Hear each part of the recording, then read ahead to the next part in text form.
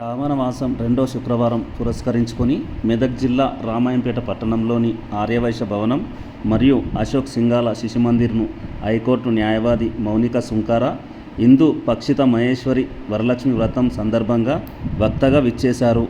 మహిళలతో కలిసి కుంకుమార్చనలో పాల్గొని వరలక్ష్మి వ్రతాన్ని ఆచరించారు.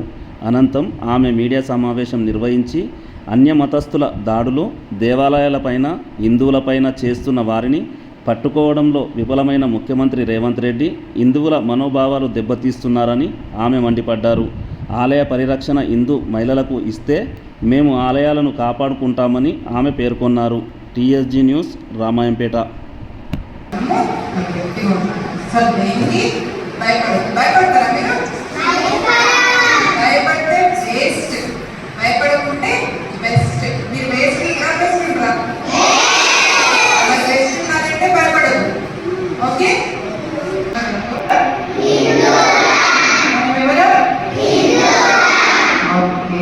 గత 18 నెలలుగా రేవంత్ రెడ్డి క్లియర్గా చూపిస్తున్నారు.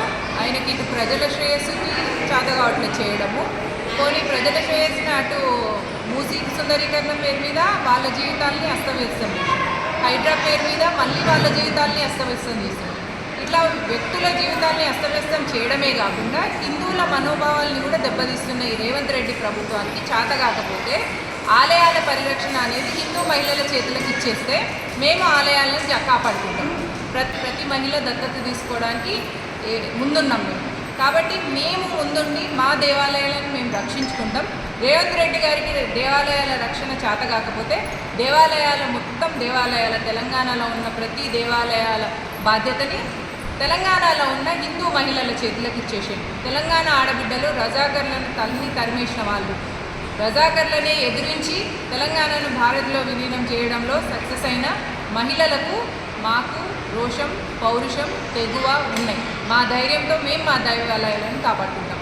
రేవంత్ రెడ్డి ఎంత తొందరగా వీలైతే అంత తొందరగా దేవాలయాల పరిరక్షణ మొత్తం తెలంగాణ ఆడబిడ్డల చేతుల్లో పెడితే బాగుంటుందని నా కృష్ణ మీదకి కూడా వస్తుంది. హిందువుల మీదకి అన్యమతస్థులు దాడి చేయడం అనేది మనం చూస్తూనే ఉన్నాం. నిన్నగాక మొన్న చెంగిచెర్లలోనే ముస్లిం మగవాళ్ళు వచ్చేసి హిందూ ఆడవాళ్ళ మీద దౌర్జన్యం చేసింది. అప్పుడు పెద్ద ఎడ్యుకేషన్ చేసినాం మేము, కొంతలో కొంతన వాళ్ళకి న్యాయం చేసే ప్రయత్నం చేసినాం. అప్పుడు కూడా రేవంత్ రెడ్డి చేతగానట్టుగానే కూర్చొని ఉన్నారు. మళ్ళీ మొన్న ముత్యాలమ్మ ఆలయంలో కూడా ఎవరైతే దాడి చేసిందో ఆ దాడి చేసిన అన్యమతస్థుడికి మతిస్థిమితం లేదు అని చెప్పేసి వాళ్ళ మీద కేసు కానివ్వకుండా మరి ఇంత మైనారిటీ అపీస్మెంట్ ఎందుకు రేవంత్ రెడ్డి చేస్తున్నారో ఆయనే ఆలోచించుకోవాలి. ఒకవేళ అన్యమతస్థుల దాడులు హిందువుల మీద జరిగే వాటికైనా లేదా అన్యమతస్థులు మతిస్థిమితం కోల్పోయి హిందూ దేవాలయాల మీద దాడులు చేసినప్పుడు మీరు అన్నట్టుగా విశ్వ హిందూ పరిషత్ కానీ బజరంగ్ దళ్ కానీ పోరాటం చేయండి, హిందువుల్లో జాగ్రత్త నేర్పిస్తాం. అంటే హిందువుల్ని చైతన్యపరచడమే ముఖ్య ఉద్దేశంగా ఉంటుంది.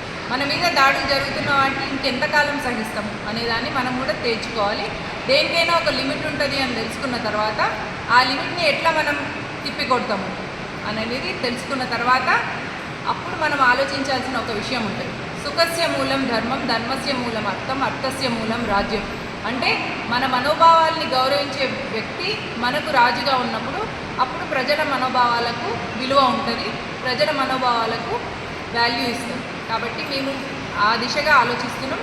తప్పకుండా తెలంగాణలో ఇట్లాంటి అన్యమతస్థుల దాడులు దేవాలయాల మీద కానీ హిందువుల మీద కానీ జరుగుతున్న వాటిని తిప్పికొట్టే పనిలో మేము నిమగ్నమయ్యాం.